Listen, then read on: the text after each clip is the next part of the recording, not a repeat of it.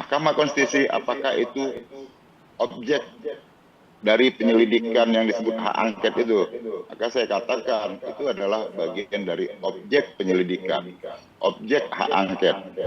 Kalau kita lihat ya dengan apa yang putusan Mahkamah Konstitusi kemarin kan jelas-jelas itu bermasalah. Saya sedang berupaya untuk menyampaikan ke teman-teman secara person to person ya,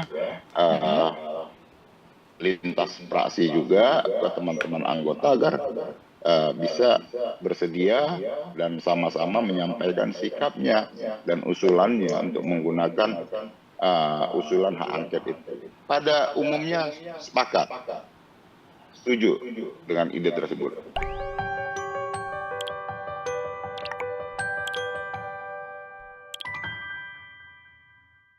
Halo Tribuners, kembali bersama saya Apviatio Konibili dalam onfokustribunnews.com.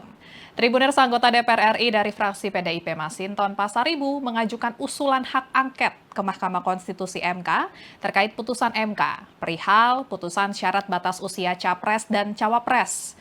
Usulan pengajuan hak angket tersebut disuarakan Masinton saat interupsi di rapat paripurna yang digelar di Kompleks Parlemen DPR Jakarta pada Selasa 31 Oktober 2023 kemarin.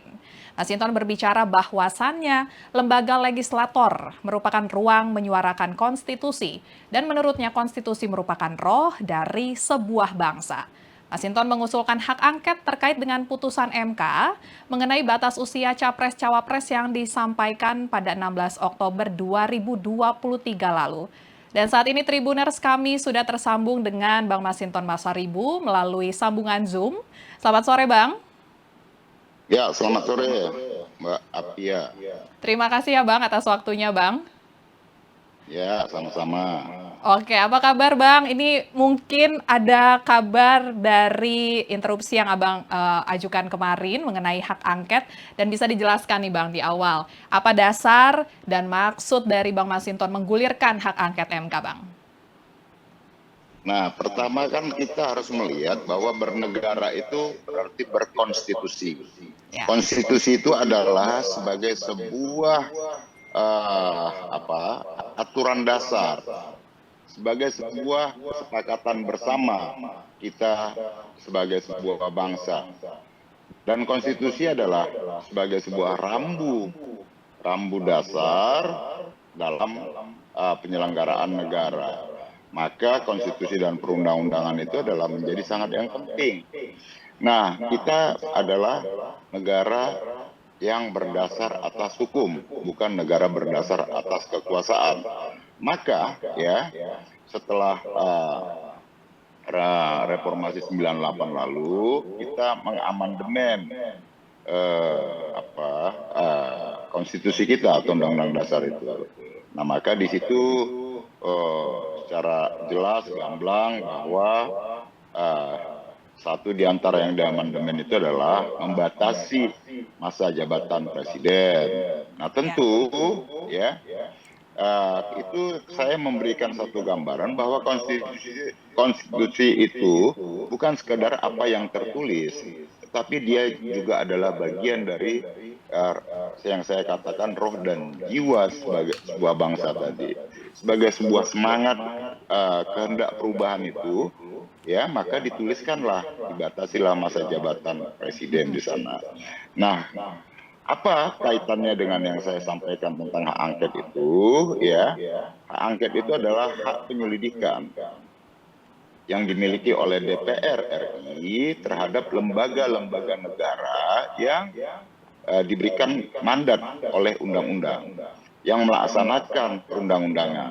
Maka Mahkamah Konstitusi apakah itu objek dari penyelidikan yang disebut hak angket itu? Maka saya katakan itu adalah bagian dari objek penyelidikan, objek hak angket. Nah, apakah DPR bisa masuk ke ranah kewenangan kehakiman yang independen? Tentu kita membatasi bahwa DPR tidak masuk ke sana. Jadi kita masuk dalam kerangka pelaksanaan undang-undangnya, good governance-nya. Nah, kemudian ya kita melaksanakan tugas itu adalah untuk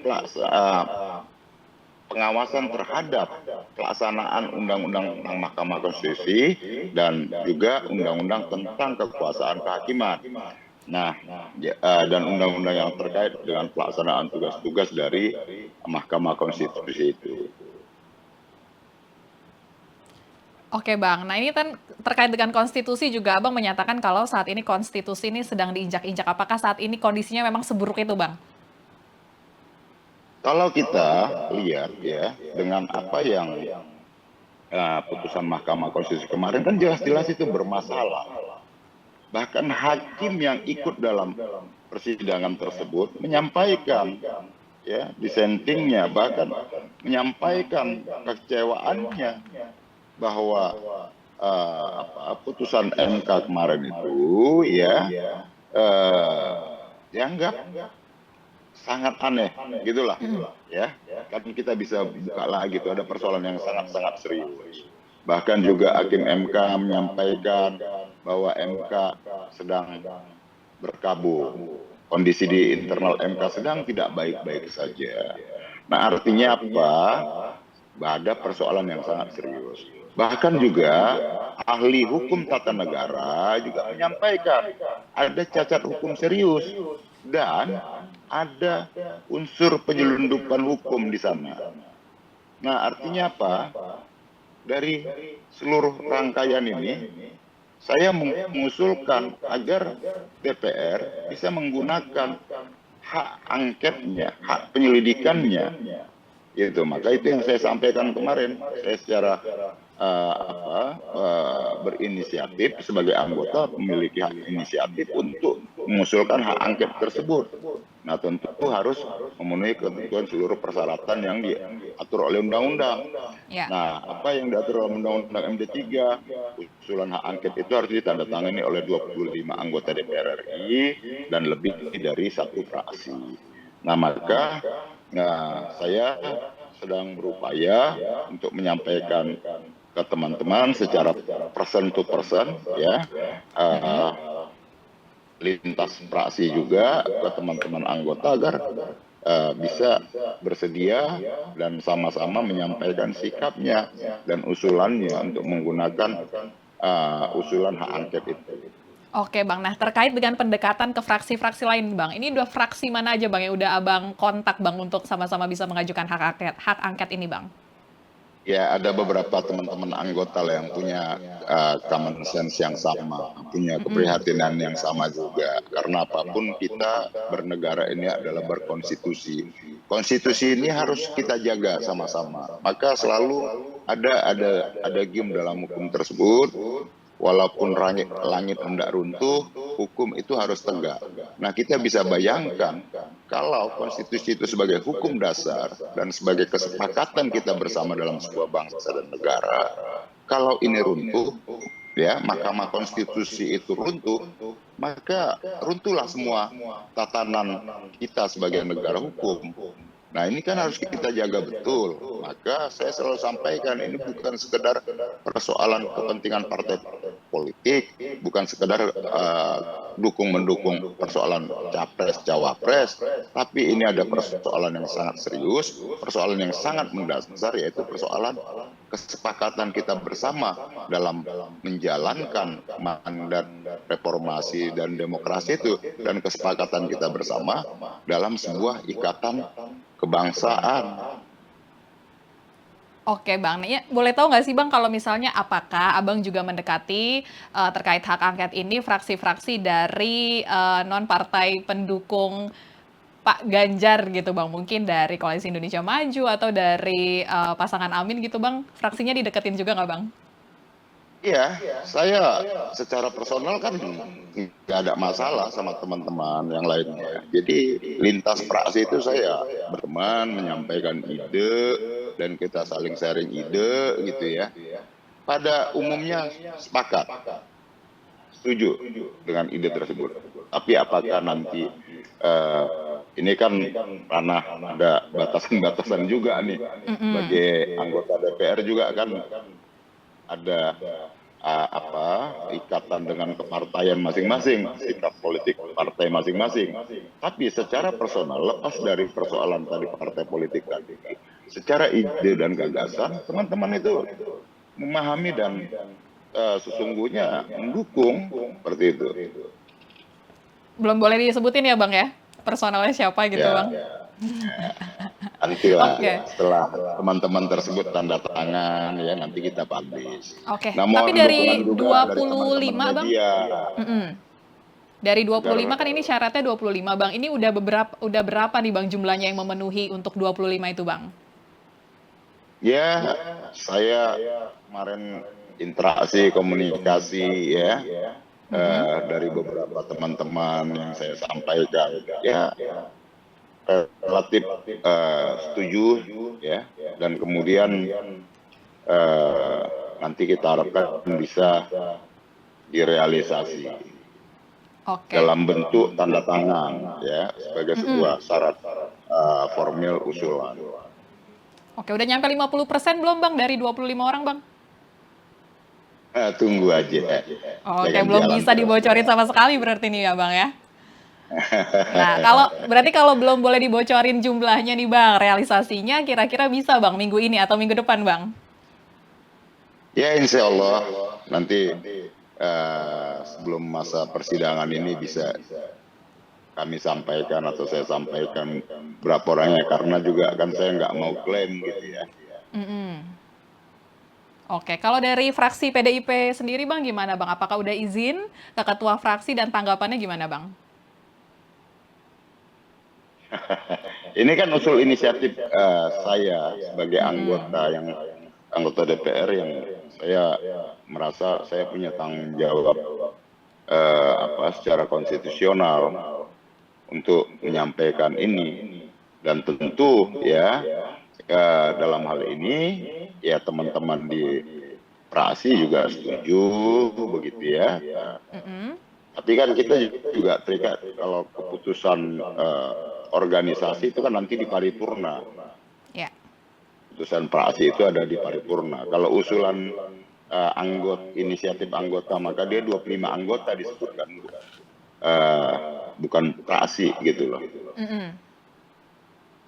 Oke, siap Bang. Nah, ini tadi baru aja Ketua Majelis Kehormatan Mahkamah Konstitusi Bang, Ketua MK ini merespon positif terkait usulan Bang Masinton terkait hak angket terhadap MK Bang. Nih ada Ketua MK Jimli Asidiki ya Bang ya, yang mendorong agar hak angket digunakan DPR terhadap MK. Nah, ini Abang sendiri bagaimana nih Bang tanggapannya? Ini kan seakan-akan mendapat persetujuan dari MK-nya sendiri Bang. Semakin semangat jadinya Bang mengajukan hak angket ini Bang.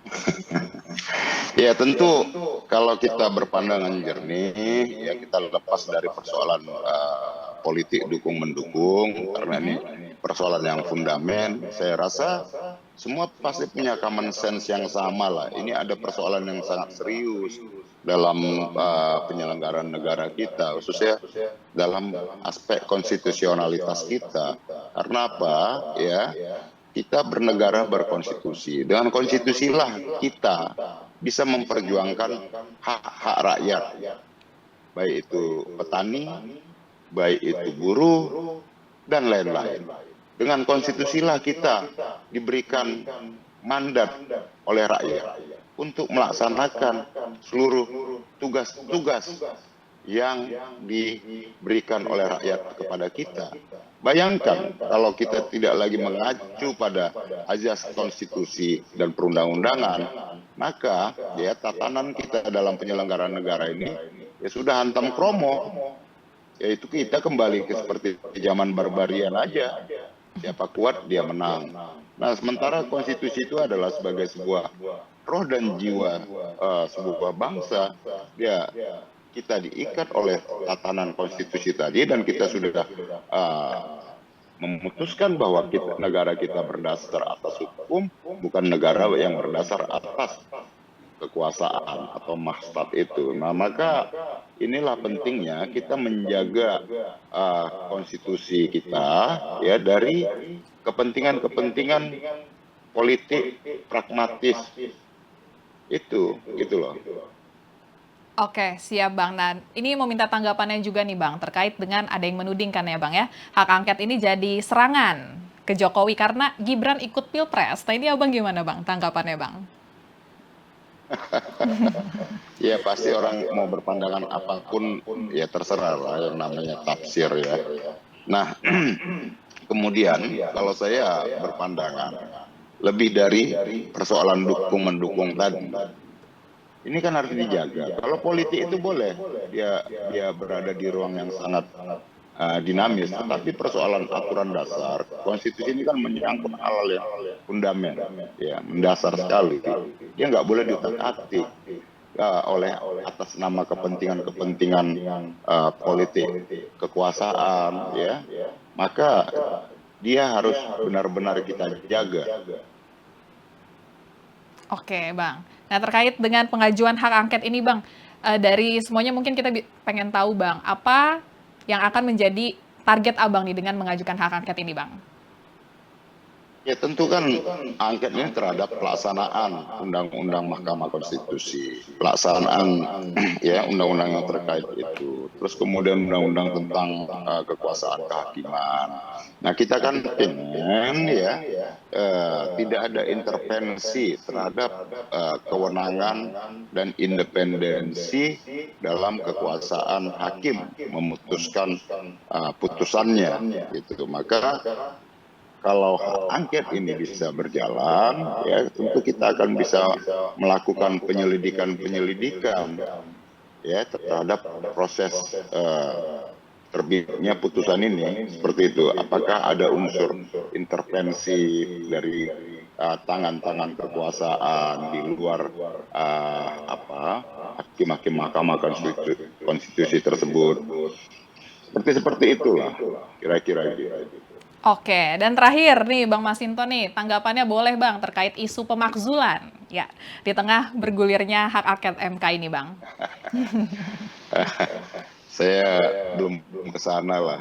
Artinya ini kan penyelidikannya saja belum kita lakukan. Ya. Usulan hak angket ini juga belum terrealisasi, ya. Nah, kalau ini nanti terrealisasi, ya tergantung dari temuan-temuan dari hasil penyelidikan tersebut. Apakah itu bisa dilanjutkan sampai hak menyatakan pendapat atau apapun lah ya, atau rekomendasi-rekomendasi lainnya terhadap pembenahan terhadap Mahkamah Konstitusi kita itu, ya. Apakah ke sana saya belum bisa berandai-andai jauh, karena apapun saya sedang berjuang untuk usulan angket ini bisa ditandatanganin oleh minimal 25 anggota DPR RI yang terdiri dari lebih dari satu unsur praksi, seperti itu. Oke, berarti masih tetap optimis ya Bang ya, walaupun dari tadi belum disebutkan angkanya Bang, akan terpenuhi semua target sesuai dengan aturannya mengenai hak angket ini Bang. Ya tentu dalam berjuang itu ya harus optimis. Nah saya kan tadi nggak mau menyebutkan karena saya nggak mau mendahului atau disebut sebagai mengklaim. Saya jalan aja dulu, nanti toh dalam hitungan beberapa hari ini nanti kita sampaikan kepada publik secara terbuka, seperti itu. Oke Bang, ini maaf nih Bang, kalau misalnya sampai tidak terpenuhi, mungkin ada opsi lain yang bakal Abang ambil Bang mengenai putusan MK ini Bang? Ya kalau sampai tidak terpenuhi, ya kita mau apa lagi? Ya intinya kan kita tetap berikhtiar, ya.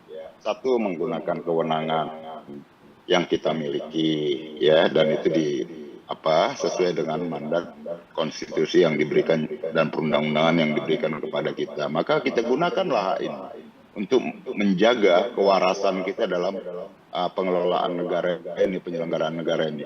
Kita gunakanlah mandat konstitusi ini untuk menjaga konstitusi dan hukum dasar kita serta perundang-undangan kita dari tangan-tangan ya yang ingin mengenyampingkan aspek-aspek penyelenggaraan negara ini yang tidak lagi berdasar atas hukum dan perundang-undangan. Oke, siap Bang Masinton. Terima kasih atas waktunya dan obrolannya sore ini. Kita sama-sama menanti ya Bang ya, info dari Abang mengenai syarat-syarat hak angket MK nih Bang ya. Selamat berjuang Bang Ya, untuk terima kasih. memenuhi syarat-syaratnya. Itu dia Tribuners obrolan kita dengan Bang Masinton. Terima kasih sudah menyaksikan. Saya Fiatio Konibili pamit undur diri. Sampai jumpa. Terima kasih sudah nonton. Jangan lupa like, subscribe, dan share ya.